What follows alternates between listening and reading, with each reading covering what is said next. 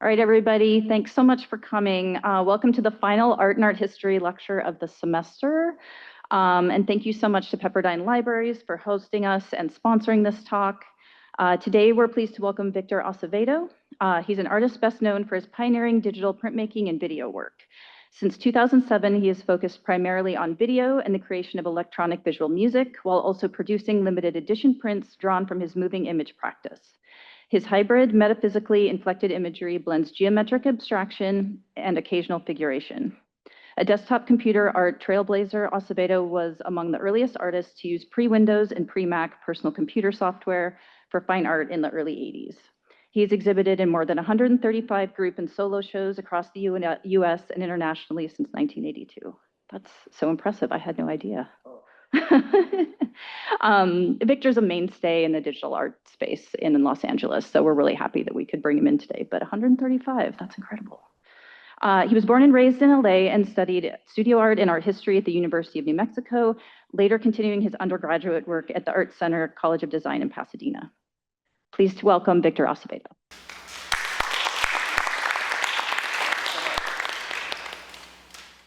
So I'm going to go through various phases in the talk. You can hear me, of course. All right, I get reacclimated here. The first thing I'm going to do is kind of set the tone of the context of this moment that we're in terms of digital art, which is an extraordinary moment. There's the history, many of you know, the history of digital art that kind of got rolling in sort of ways in the 50s, but the clock kind of starts in terms of the kind of algorithmic work that we know and practitioners that are becoming more widely known, like Vera Molnar, Manfred Mohr in the 1960s, with purely algorithmic art. So that takes us, that first phase, kind of this 20-year window took us to the 80s, was the advent of the personal computer, and how that was proliferated for large groups of people, and it became a mainstay of ways of living. It was updated because of the personal computer. So fast forward now, that was the 80s. A lot of time has passed. We have the web, we have web 1, web 2, and 3, and now we're at an AI moment. We're at blockchain. NFTs, cryptocurrencies, Tezos, Ethereum are examples that are entering into the marketplace, the functionality of the marketplace. There's unprecedented for digital art. It wasn't widespread in terms of its appreciation or its valuation. So that's, having been in it since the 80s, that's completely new. So you guys as young people are waking up, so to speak. I mean, you came of age, you grew up with computers, unlike someone like myself. I didn't get to a computer till I was about 30, even though I knew of them, but getting hands-on, or maybe before. I don't know, it sounds shocking. But anyway, there's Beeple, not to dwell so much on this because we got a lot of slides to go through, but I just thought we should take a moment and kind of like think about the moment we're in. And right-click save is an important, it's kind of like an art forum online. I highly recommend that. La Random is an important website. So there's a lot of them, but Beeple was there. I didn't maybe mention him. This is the front page of right-click save. I highly recommend that you check it out. Interestingly enough, just a coincidence, they have a front and center this book called On NFTs by Robert Ellis, I believe, and it's Taschen publication. Came out just last year. Here's what the front page of La Random looks like. They're a very interesting organization because they have a digital art collection, mostly generative work, mostly online work, but they're collecting it. But they've also have another division that's tracking it, creating a timeline. I mean, this is completed now, but they call it generative art timeline because that was their kind of focus. And that's one of the avenues in terms of looking at the history of digital art, but then you can kind of go wide angle and go into art and technology. So they do that. I mean, you look at the top left here, pre-1850, they actually start, if you go into this, and I highly recommend that you look at it later, pre-1850 starts, 70,000 years ago. It's art and technology. So they make the connection between all forms of humans and technology and how it kind of coalesced into the kind of technology that we know as digital technology. And it went through all these phases, and it was also informed by what was happening in analog media and traditional media work. And that's kind of reflected in this timeline. So there's that. So anyway, so I'm going to start with this talk with actually like a micro screening. I'm going to just play a few very short excerpt videos.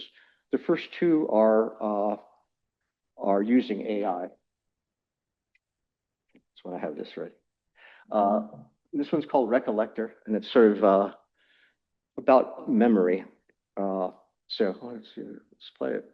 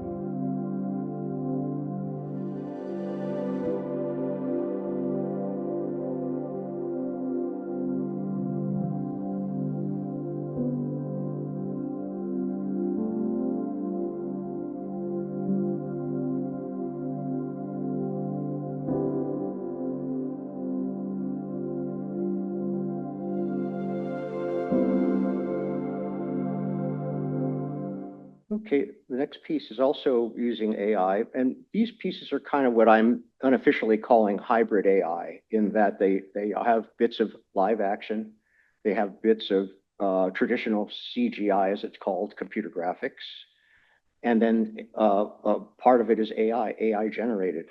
Not too surprisingly, the protagonists or the figures are AI generated.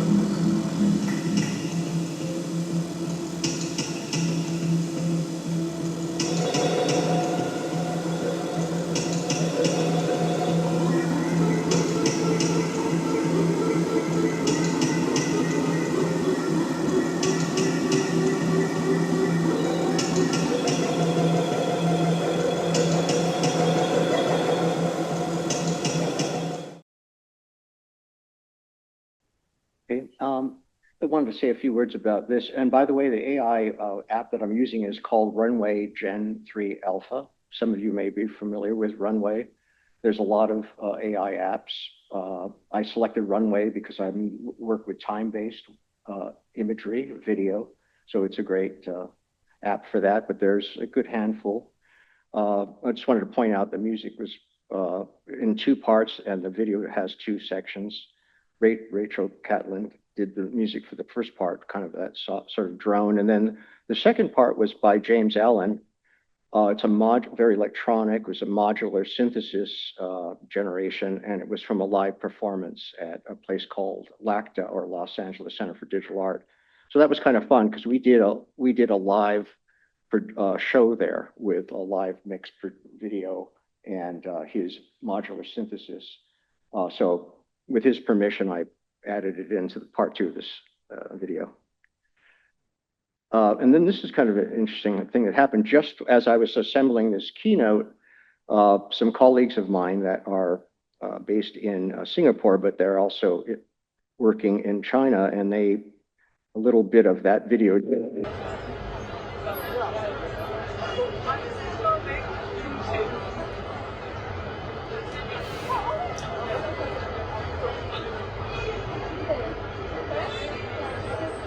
So, okay, so I want to continue now with more video, and this is sort of pre-AI stuff, what I was into. And as Kate pointed out, I'm interested in visual music.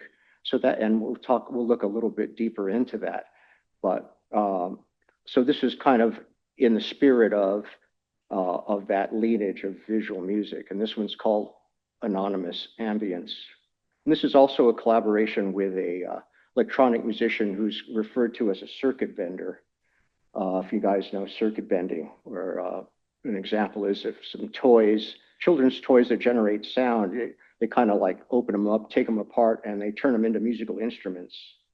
So that has a whole school of in itself as well. So part of his practice is a drone kind of approach.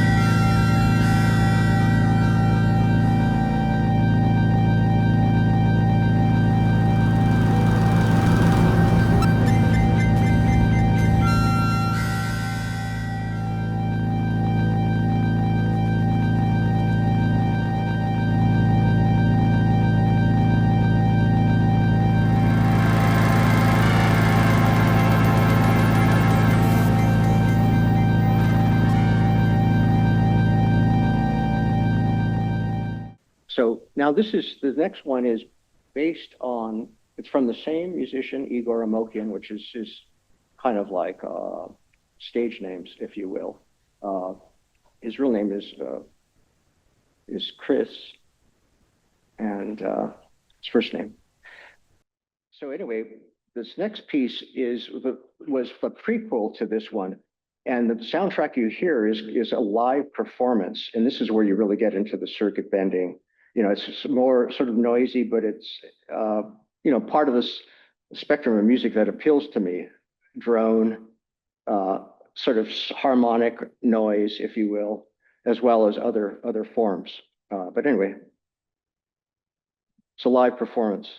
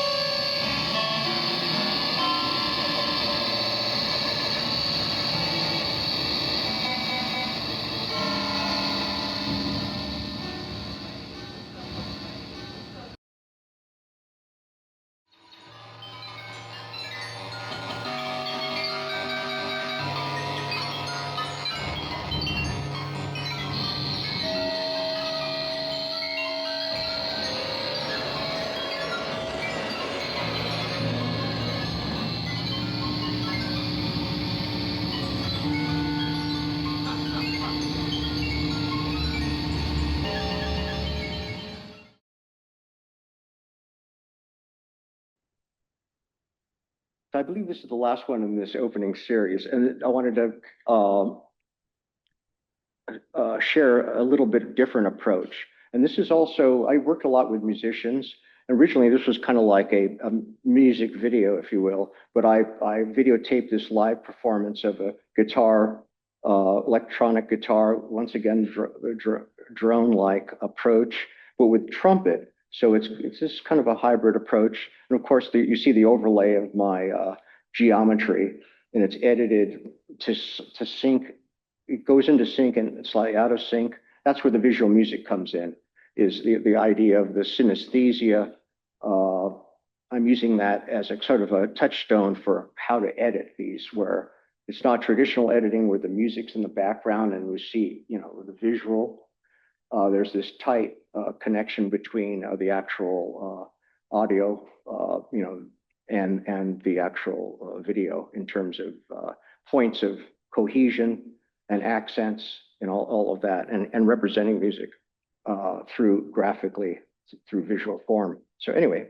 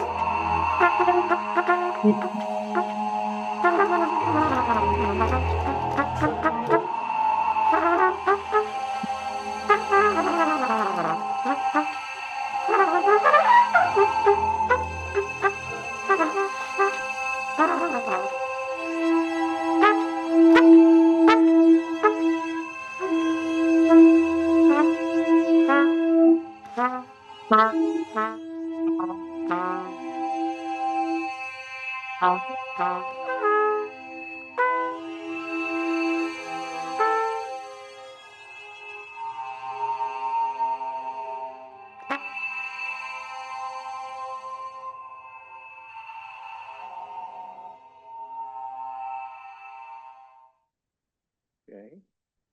And so if you're interested in seeing the long form of these videos, most of them are here on my YouTube channel, Acevedo Media. So I want to bring that to your attention.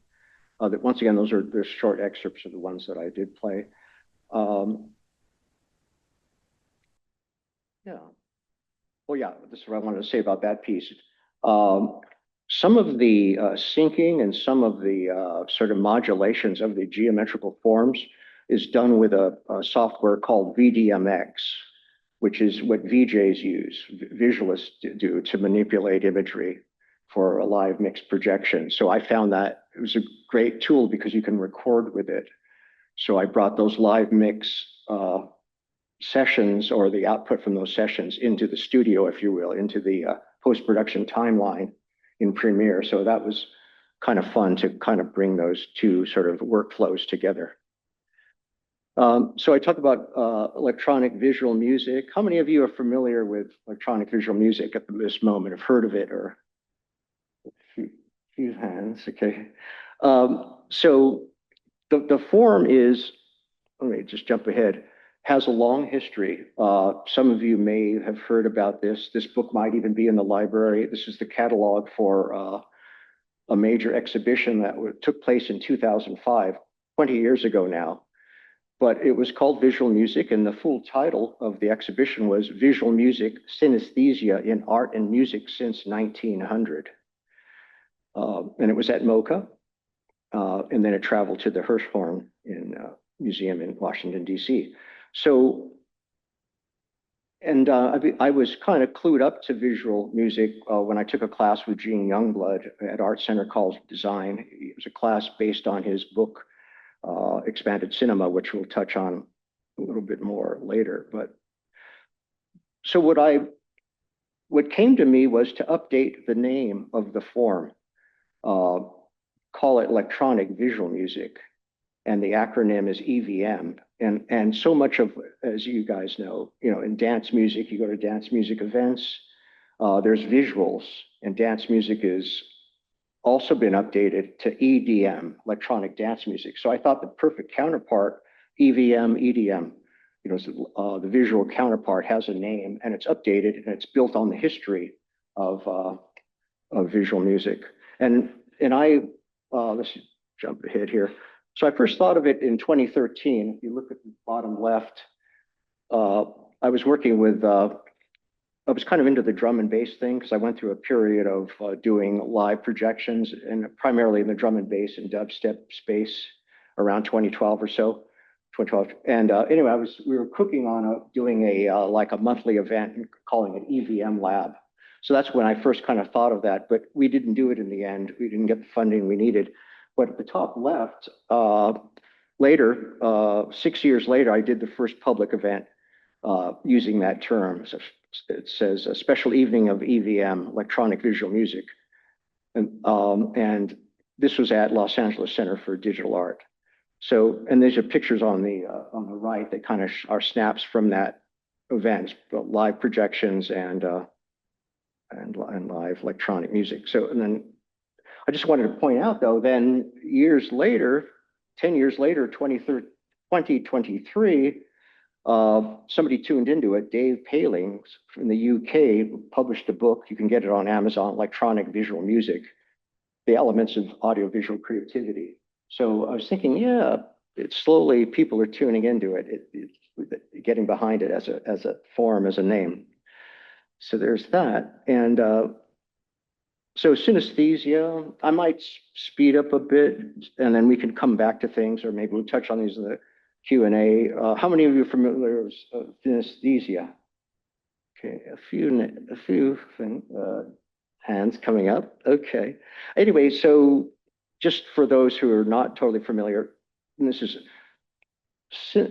synesthesia manifests as a kind of cross-wiring of the senses.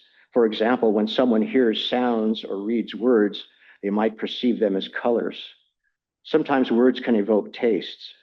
These involuntary associations are unique to the individual, consistent and perceived as vivid and real, though different from normal sensory experiences. So it's a real physiognomic or psychologic phenomenon, and that's from WebMD. So my use of it is kind of metaphorical. I was interviewed recently, a written interview, so I kind of thought I probably didn't say it much better than this, so I thought I'd put it into this talk and then riff on it. But the synesthesia in my video work is conceptual and referential in relationship to the actual physiological condition that's present in some individuals. The phenomenon can be echoed figuratively and sometimes literally when the video editing shows a direct temporal relationship between the audio and visual. Yeah. Put simply, it represents sound with visual elements. And then I talked about the VDMX, and the last paragraph references that. One can say the spirit of synesthesia is essential to the notion of visual music. In fact, part of the expressive language that includes synesthesia is enabled by VJ applications like VDMX and Resolume, which includes tools or parameters that are driven by audio reactive functions. Cymatics is another area of research that I've been asked about, and I've kind of put it forward that that's something that's been part of my visual DNA. And interestingly, originally, when I was doing still images and working in analog media, and how many have heard of cymatics? Okay, so less hands, but a few. Cymatics is a fascinating, I recommend Googling it, and also searching for it in YouTube, because there's these fascinating films about it, but it's showing the research. But just to give you an idea, to explain it, like one of the things that they do, and you may have seen it but not known it was called cymatics, they do these things where there's kind of like this small table that's very thin that can vibrate, and they might have sand on it, and then they'll like trigger a frequency or put a bow across it so it vibrates at a particular frequency, like a note, specific note. And as the note changes, the actual configuration of the sand will change with it in real time. And it's interesting. It's kind of like rotational symmetry. It's sort of psychedelic. So these are natural forms. This is a natural phenomena, independent of humans, even though humans come around to trigger it. So that's this is also a phenomena that's been noticed by the scientific community. I believe, I don't remember the exact date, but hundreds of years ago. And this book I picked up in 1980 by Hans Jenny, and he's a scientist studying this. And you can see the kind of imagery. It looks like it could be a computer graphic image, but that's just natural form. Sometimes they do it with water. I'm not sure what how this was generated, but they do it with water as well, and the same phenomena happens in water. So that's a whole thing. Is like frequencies actually modulate morphologies. It's very vibrational in nature. So anyway, getting into some where have been in visuals. As Kate said, I have a long history of doing printmaking in the digital realm, and before that, dabbling in analog media printmaking. But this is a piece that I kind of revisited for the Web3 gallery called Voxels. I was asked to submit a piece for a show online, and this is called Edge of the Universe. And it's a metaphor about how our identity gets mapped in the metaverse, so to speak. And it was also shown at NFT NYC, and also was made available as an NFT piece. Here's some close-ups of it.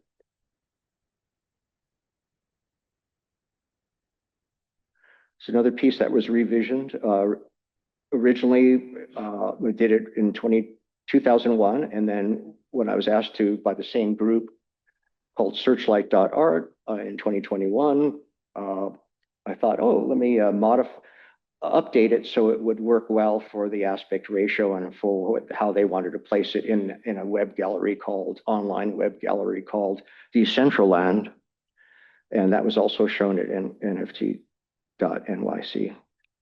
And it was also, another part of this is the NFT was made available on OpenSea, which is one of the platforms. How many are familiar with NFT platforms? Anybody? Actually, it seems like a few more hands. So that's happening, So this is some stills from that online gallery. So it was kind of fun. It's using kind of a traditional. Actually, I have this little video snippet. See if it plays. Yeah.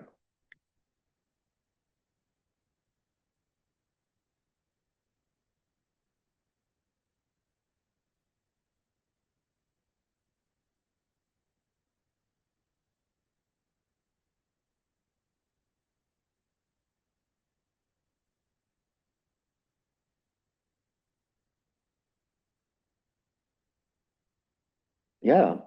I guess that's it. Online gallery is kind of fun.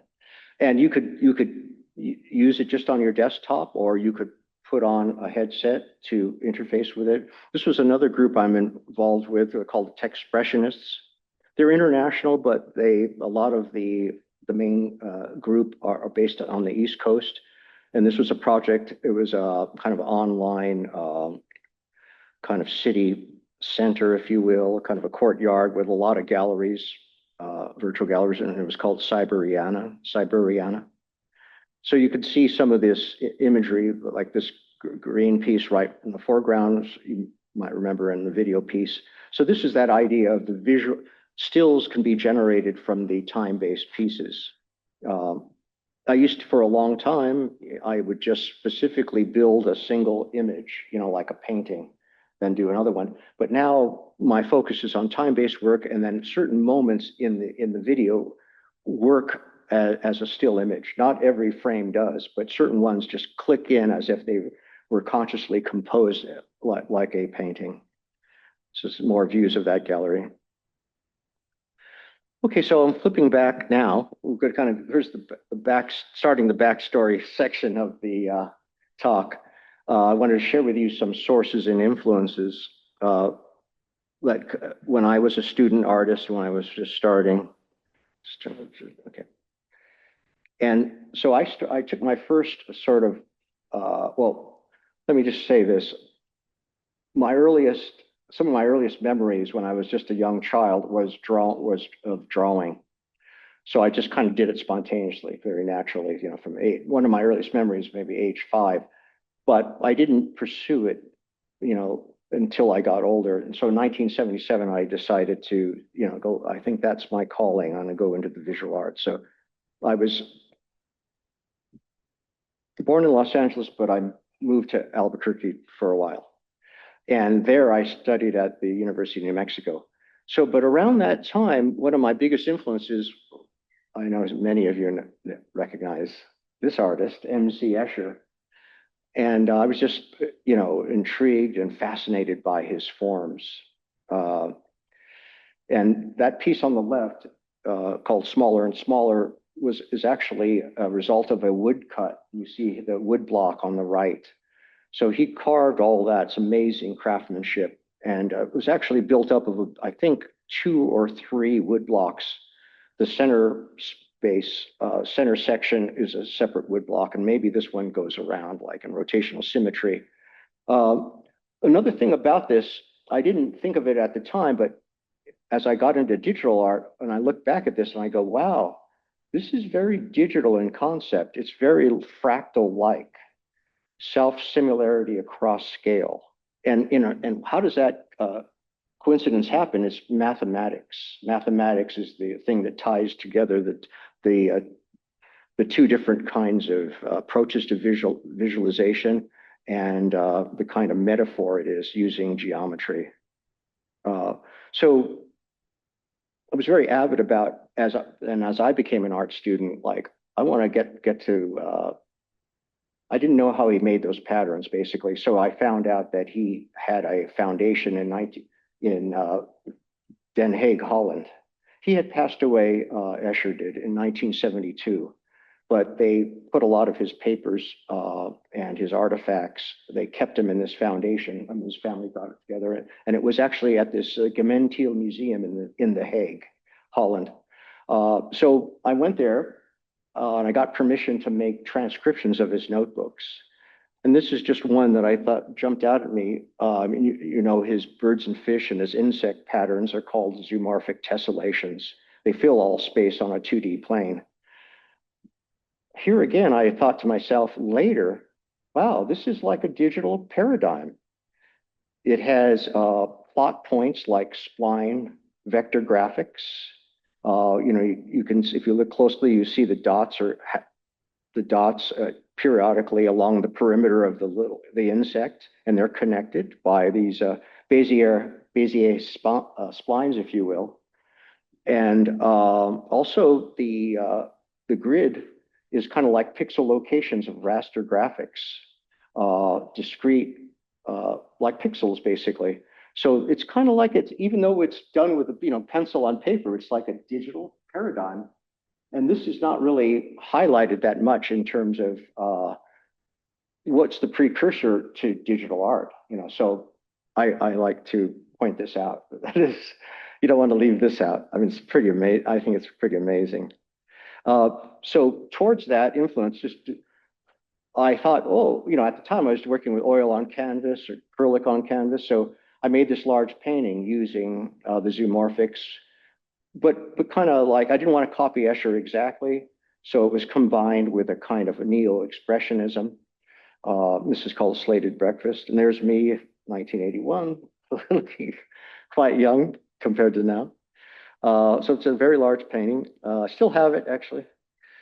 These are graphite drawings using that idea of zoomorphic tessellation. I kind of opened up the parameter of the zoomorphics in that I don't want to have the exact toggle between positive and negative ground that Escher had, which is pretty brilliant, but I wanted to kind of explore a different approach to it. And this is kind of an amalgam of different schools of art. You've got the sort of the hard edge along the top edge. You know, it's graphite, so it's soft, but I mean, it's emulating those kinds of paintings from modern, I guess, what they called modern art or contemporary art at the time, 60s and 70s sort of approach. And then, of course, Salvador Dali was a big influence in the sort of this allegorical surrealism. So it was a way of synthesizing. This is from 79. Here's another piece called Slated Breakfast Visceral. Actually, this is that painting you saw. This was the original drawing of that image. And so you can see it's kind of like this more chaotic approach to the insect patterns or the zoomorphic tessellations. Anyway, I just thought, so that made me presuppose, why was I interested in digital art when it came along? You know, as a child, I was exposed to some technology things. My father was a civil engineer and he worked with the NASA space program a little bit. And he would bring back images, you know, from those early 1960s, you know, space shots, as they used to call them. And so the idea of being comfortable with technology and the idea of being interested in art and geometry, when I got exposed to early computer graphics, I thought, wow, I'm getting a little ahead of myself, but the fundamental language of computer graphics was mathematics and geometry. And of course, it was a technology, you know, it was technology, it was a particular kind of technology as applied to graphics, and it was digital, and it was also computer. The first name of digital art was computer art. Anyway, so there's some books. It's kind of a nice coincidence that we're here, you know, within the library complex, because books and my study is a big part of it, of my, basically the DNA of my approach. And I just thought I'd share with you some early books. But there's also this other component, you know, the metaphysical. When I was a young man in the 70s, somebody who was really popular was Carlos Castaneda. He had a series of books. Separate Reality was fascinating. Some of you people may remember him when that was, he was very popular. You know, he's been since sort of debunked quite a bit. However, I think the core teachings that he put across, when I say he was debunked, he had these narratives, these books as if it really happened, but he really kind of synthesized his own research because he was an anthropology student at UCLA. I think he got his master's there, probably in the early 60s. So his it had to do with perception and mysticism, and the Tao of Physics was another important book by Fritjof Capra. These are two other books, Ideas and Integrities by Mr. Fuller. Fuller is has also been mentioned. Was a very important influence. Holographic Paradigm kind of dovetails with sort of approaches to using geometry as a metaphor for you know, other realms, or sort of a kind of a resonance in terms, when I say resonance in this context, I mean the resonance of sort of the beyond. You know, we're in the here and now, but we all feel this larger vibration. I mean, being next to the ocean, it's very prominent, which is really amazing. And that's happening all the time, even when you're not near the ocean. But you have to tune into it, and people do it by meditation and such. So that's where the holographic paradigm comes in. So it's kind of like this metaphysical approach or perception expressed through geometrical phenomena. And let me read just a little bit of this. This is from that holographic paradigm. I could see I'm going to run out of time for us, so I'm going to speed up, but I just want to, down at the bottom, it says, when I read this as a student in 83 or just out of college, the number one is space is embedded in the domain of the spirit.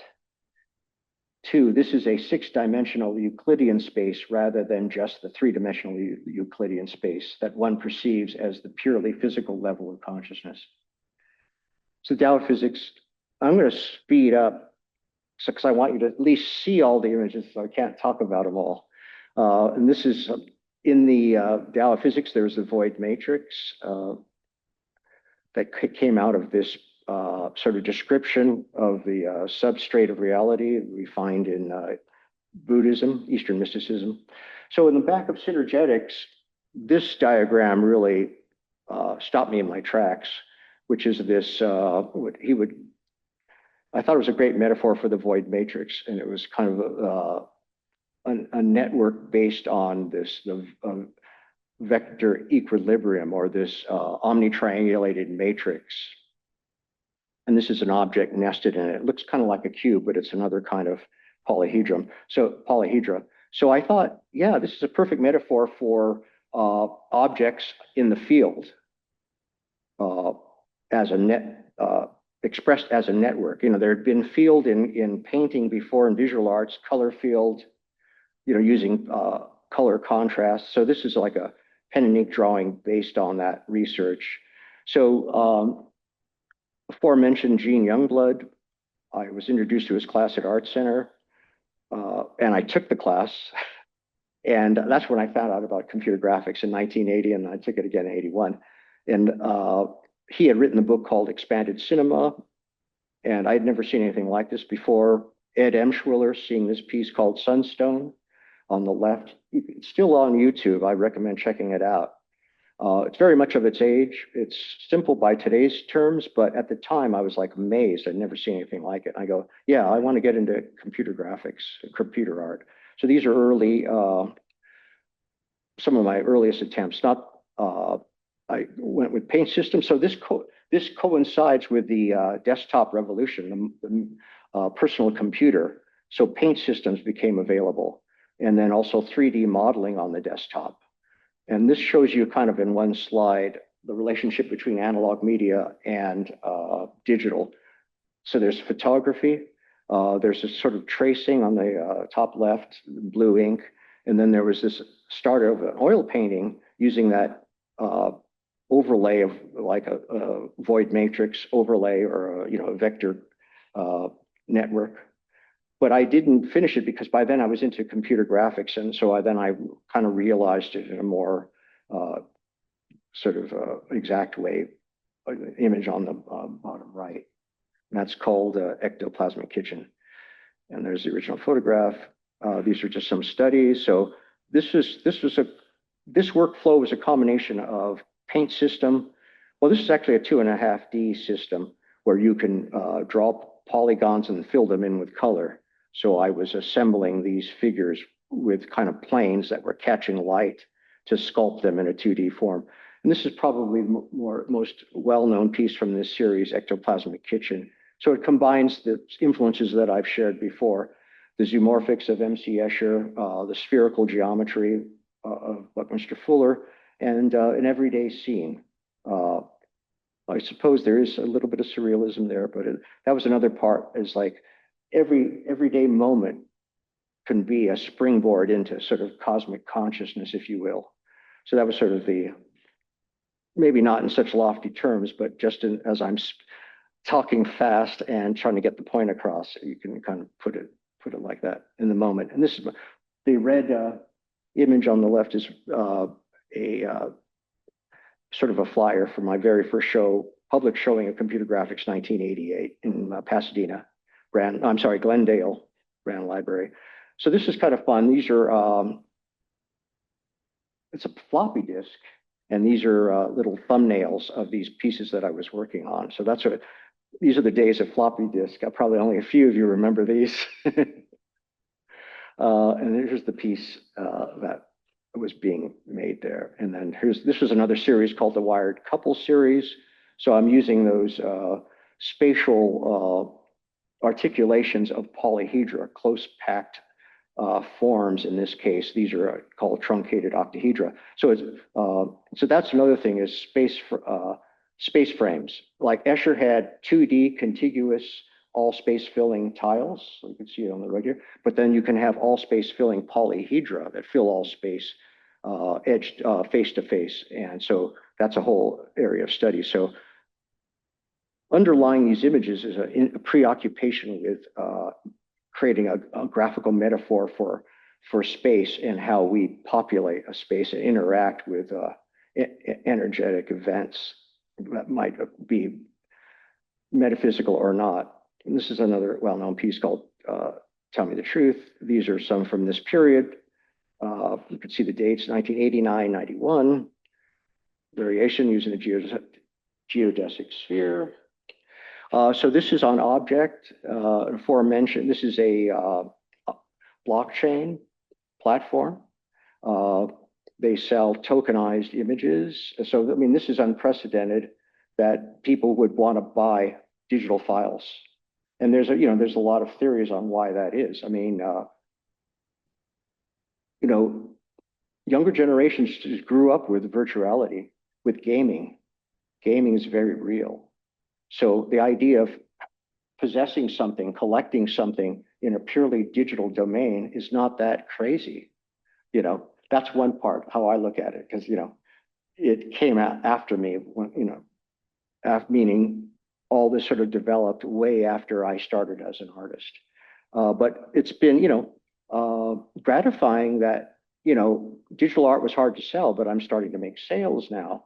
Not the giant $69 million sales. That was a thing to get everybody's attention. We could talk for 15 minutes on the Beeple sale. If some of you may know about that, but things leveled off. There was a quick bust and boom, and here's the metaphor that people use. When there was the dot-com crash in, I forget when that was, at the turn of the century, everybody had been speculating and investing. A lot of people had.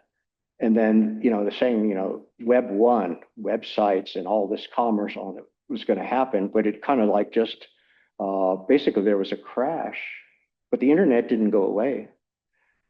Speculators went somewhere else, but it was then time to build up because the technology was sound. And that's what's happening with the blockchain technology and how it relates to Web3. Then you put AI into the mix and, we're in a whole new ball game. And I know AI is controversial. There's a dark side, but it's up to us as humans to kind of guide it and use it for good. Because any technology that comes along, you can go back to the caveman days, can be used for good or bad. So we're dealing with that. Here's another piece called Lace Maker. This is an art history reference, if you will. It's influenced by the Lace Maker by Johannes Vermeer, a oil on canvas piece from 1665. So the little story about this is I didn't ask this woman to pose as the lace maker.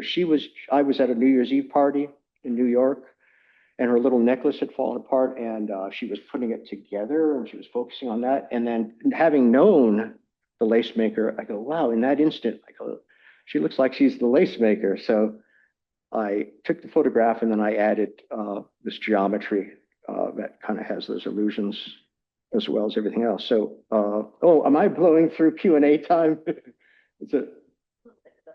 It's okay. Oh, okay, thanks. Okay, we could do it.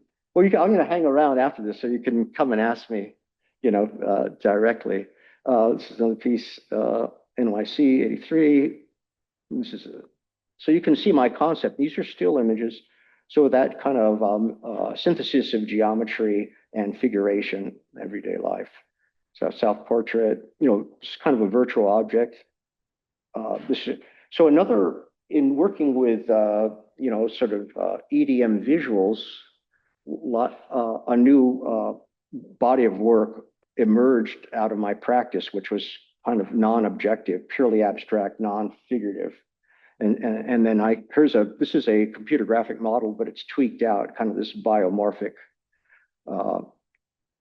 these biomorphic forms, and that comes out using that VJ real-time morphing software. And here's another image. So, okay. Yeah, I'm actually, okay, it's good that I sped up. I'm coming to the last couple of slides. So anyway, this is my book, and we have it in the library now. Okay. Like, all of you have